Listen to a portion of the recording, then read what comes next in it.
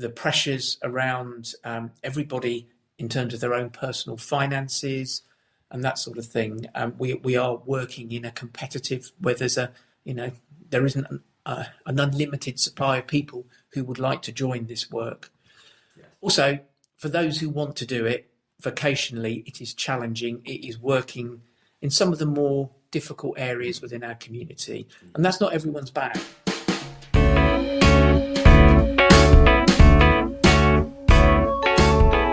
Welcome to the Bailiwick Express podcast. My name is Kit Hanna. We'll be joined each week by a guest for a series of podcasts. Each will shine a light on topics from across the bailiwick. We'll have reviews, hot seat interviews and special guests. So stick with us as we offer some insight on some of the most important issues we in the bailiwick face.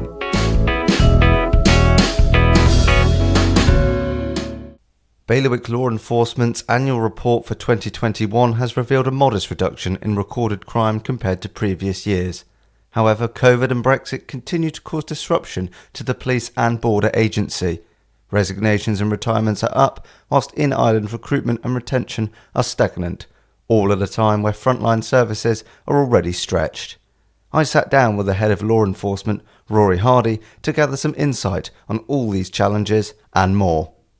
Why has it been so difficult to recruit staff over the past 2 years, let's say?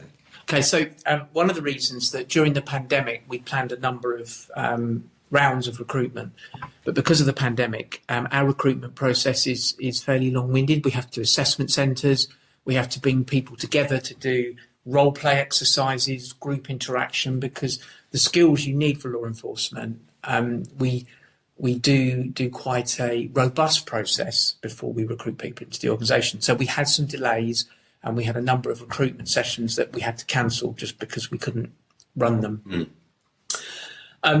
We also unfortunately lost through retirement, through resignation, a number of members of staff. So where we would have run recruitment processes to fill gaps from attrition, we were unable to do so. And that, over a period of about 18 months, hit us very hard. We have now, post-2021, obviously into this year, 2022, run a number of recruitment processes. We have recruited in policing some transferees from UK forces, and there have also been occasions where we brought in seconded officers from the UK to help us with short-term gaps. So, for example, where we've had to do local training, we've had abstractions over the summer period where we have a rise in operational requirement, but also we have staff who need to have their leave and that sort of thing.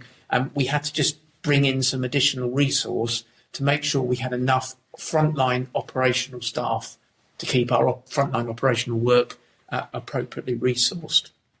But I think Guernsey is a very challenging labour market. I think the pressures around everybody in terms of their own personal finances and that sort of thing. We are working in a competitive where there isn't an unlimited supply of people who would like to join this work.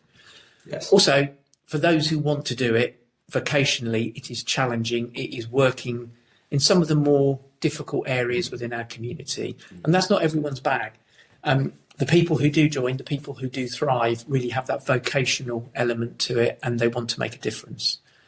And I think law enforcement can offer a whole variety of different careers. From obviously, some of it is more investigative, more intelligence-led. Some of it is frontline operational work. So, for example, working on the borders, engaging with people coming across borders, dealing with frontline operational policing. It's that huge variety of work. And sometimes we recruit people who think that work will be right for them, and it isn't. And sometimes, not everybody stays for the career that we hope they would have. So it is a challenging, the picture around recruitment, the picture around retention, there's not one specific area that if you fix that area would solve the problem. So what I would say is we are looking to recruit again in 2023.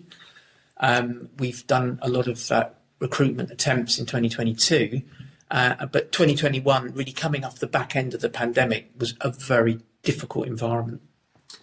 How have you had to adapt your sort of recruitment drives and campaigns? Because obviously there has been various iterations, test it out, if it doesn't work, move on. So what's the kind of methodology or the thinking behind getting more people in the door and keeping them here? Yeah, I mean, I think within a small island community, recruiting local applicants has been a challenge.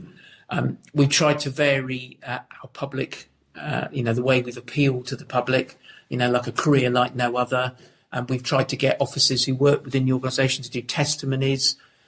Word of mouth in a small jurisdiction is also a good way of getting people to apply. And one of the things that we've done recently is invite people to come and join us, to do a ride around, do shifts, come and actually talk to some of the staff. And I think one of the real positives about working within law enforcement is that once people are working in the organisation, we really do support one another, because we understand the complexity of the work. We understand at times how difficult the work can be. In my annual report, I refer to some of the impact on staff and how, coming to work, you don't know what you're going to deal with when you turn up to start your day's work or your night's work.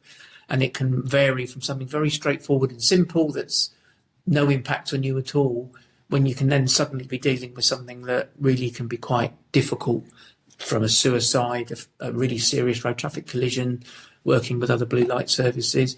And of course, that does have impact on people, seeing and dealing with some of those things. Some of the offences we have to investigate, child abuse offences, domestic abuse, we see those bigger pictures, and it is challenging work. But part of my job is to make sure we've got the support there for staff dealing with that kind of work. Sometimes it can be long hours, sometimes having to respond to investigations or dealing with complex, protracted investigations at short notice. It can have a massive impact on people's personal commitments and personal lives, but that's all part of the work we have to deal with. Great. And sort of maybe taking it back less serious, the neighbourhood policing element. I know some of this has been this year, but I assume it's been going on last year. There's been suggestions of problem kids or a problem year group in the current schools. What are the challenges with that? I assume that staffing plays a lot into some of the issues, resource issues that have been affecting the police. But where are we now with sort of neighbourhood policing, say from 2020 to 21, and indeed with the pandemic?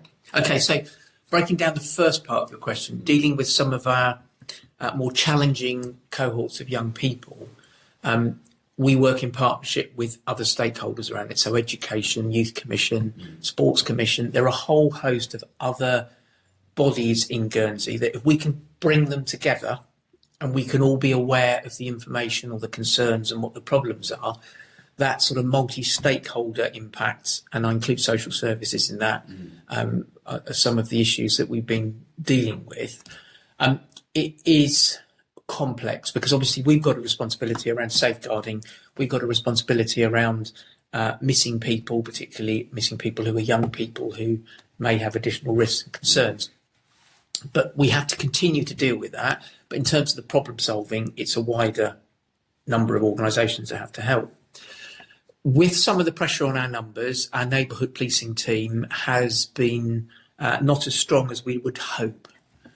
We've recently appointed a new sergeant into neighbourhood policing to really start that whole process of building again the engagement with other agencies, dealing with some of those problems. It's about preventing problems becoming not as big or as complex, trying to deal with things early.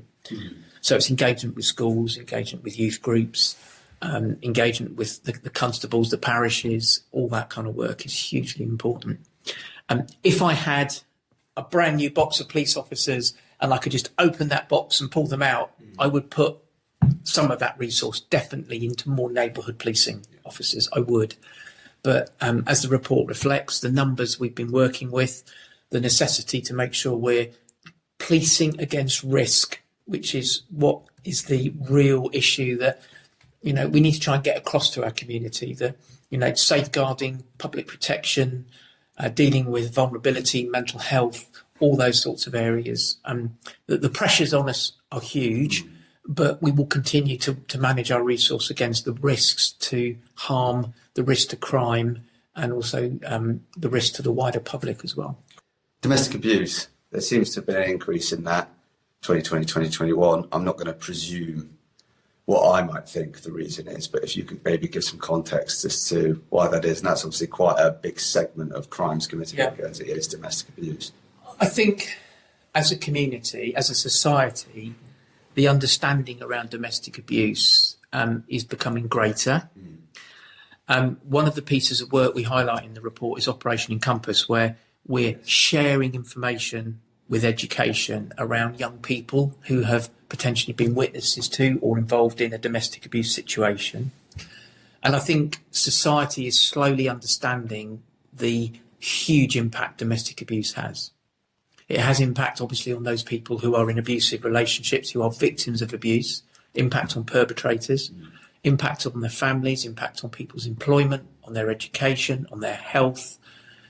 The whole environment of domestic abuse is something that people are becoming more aware of.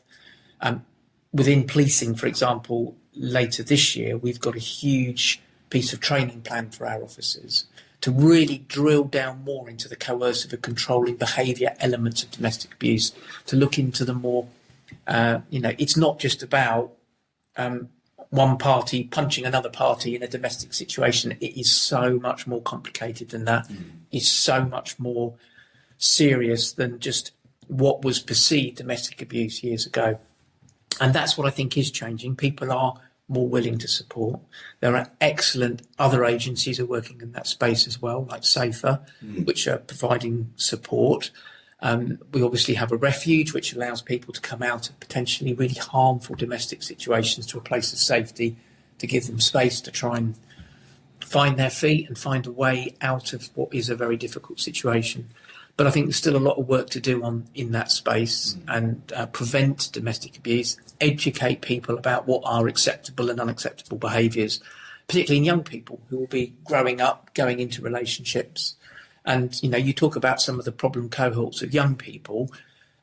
There are some very worrying trends and behaviours we see in some of those young people that we fear will lead on to some of them probably ending up in abusive relationships, whether as victims or as abusers. And it's trying to break that cycle through education and through support that is a massive challenge. Of course, they've been legislated for. Recently, we have the Justice Framework that's been approved. Children's law is hopefully going to be discussed in the States this week if they get around to it. But those are all things that you can see coming from law enforcement, coming from politicians and civil service trying to address this. And there does seem to be provisions in there for education and raising awareness about that. So that's all good. Okay. This is just a quick one. I noticed 10 poisonings in the statistics. What are those related to? Is that spiking? Is it spiking? It's spiking and or maybe, alcohol drink spiking as well as drug spiking. But we have a new testing regime around drink spiking.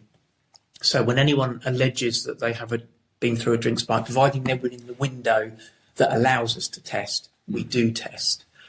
At the moment, the evidence we seem to see is that it is possible that people have had their drink spiked with additional alcohol, but with regards to drugs that may be used to spike, we haven't had any concrete evidence of seeing a specific drug being used. So unfortunately, we fear that alcohol probably is the primary cause of vulnerability. And I think certainly when you look at the area of sexual offences and consent and people's ability to consent, I think intoxication through alcohol, for example, is one of the big areas that still causes huge vulnerability to people. And that, some of our sexual offences or allegations are very much driven through victims being unable to consent because of intoxication. Quite rightly, they should report that, and quite rightly, we will investigate them. Good, thank you. That was just a quick one. Okay, immigration application increase, I think it was 250 plus percent in increase in processing applications last year. And then obviously, we've recently had the population policy letter out from Home Affairs. I know you obviously work very closely with Home Affairs, but how does that, what are their suggestions or the implications of, say, net 300 plus into the island to sustain the workforce? What implications is that going to have on? Well, the growth in population is a political issue rather than a law enforcement issue. We'll continue to process applications for people who apply under the law and apply under the appropriate ability for us to allow people to come to the jurisdiction to work. I think what it does demonstrate is it does demonstrate how tight the labour market is here, and that, you know, other businesses and industries are able to bring in people under short-term contracts and short-term immigration to just get their businesses to run, particularly in hospitality. As an organisation, our commitment is to try and turn around these applications as quickly as possible and as efficiently as possible, because we know businesses are dependent on that type of labour.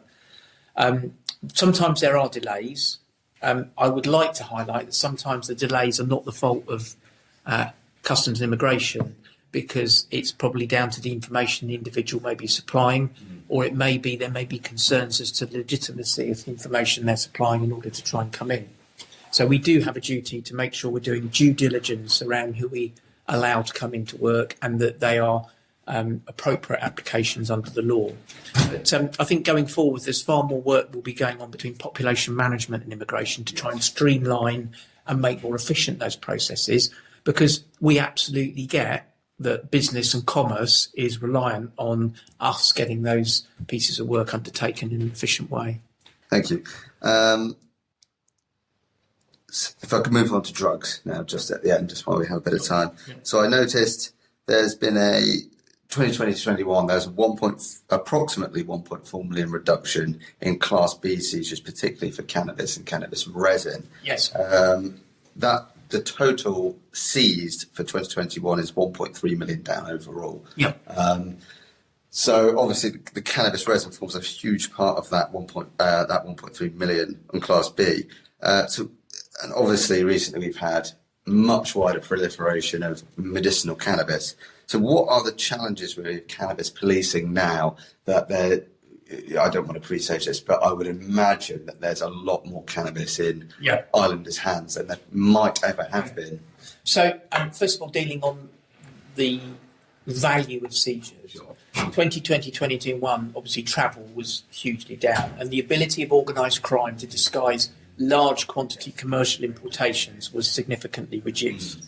And what we've seen through the statistics is a large number of small personal importations, more likely organised via the dark web, which customs officers have picked up at predominantly postal or courier-related deliveries into the island. So because of the pandemic, we didn't see as many large-scale commercial-type importations. It was very much down to individuals bringing small amounts in. I absolutely accept that the introduction of medicinal cannabis has provided an alternative method upon which cannabis is getting into our community. When it was initially proposed under the NICE guidelines, the predictions of the numbers of our population who would be prescribing to medicinal cannabis was very, very small. The numbers who actually are now is significantly well above expectations when they first looked at it, hugely above. We have seen evidence of people who use or are prescribed medicinal cannabis using that outside the terms and conditions of that use. It is causing us an increased concern, and it is highly likely that prescriptive cannabis is finding its way into the illegal market. Yes. However, we will continue to police it, and if we find individuals who are breaching the terms of their prescribing, we will take the appropriate action. I suppose another kind of modern challenge is this. I go to court very often, and there's an increase, it seems to be an increase in sort of vape bottles and these synthetic cannabinoids getting in, which is probably, I would imagine, easier to attempt to bring into the island or cross a border. So that matched with this sort of secondary black market from medicinal cannabis, I can imagine is great. And I would just like to put very publicly that some of the vape cannabis, synthetic cannabinoid substances are exceptionally toxic and dangerous. And people using them and procuring them illegally are potentially putting themselves at significant risk because they may not necessarily fully understand the toxicity and the chemicals which are contained within some of these products. and they are potentially posing huge risks. So, like any illegal drugs, one of the reasons that we are very strong on trying to protect our communities is these substances can cause significant harm, and they aren't necessarily prepared by legitimate drug companies or people who have the appropriate controls and regulation to make sure what it says on the tin is exactly what it is. And people are potentially putting themselves at huge risk. So we will continue to do everything we can to stop substances like that getting into our community, because it could cause serious harm. It's the same as ecstasy tablets and things like that, that people think, oh, I'll just take one and I'll be fine. And we've seen locally the risk that can be posed from using illegal substances like that. That's why we do the job we do, because we're trying to keep everybody safe. Thank you for listening to the Bailiwick Express podcast. The title track was Shift My Weight by Luna. If you enjoyed it, please like and subscribe, and remember you can always head to bailiwickexpress.com to stay right up to date with whatever is happening in the Bailiwick. You can find us online, on social, on email, and on internet radio. There'll be more from me, Kit Hanna, and the Bailiwick Express news team next week.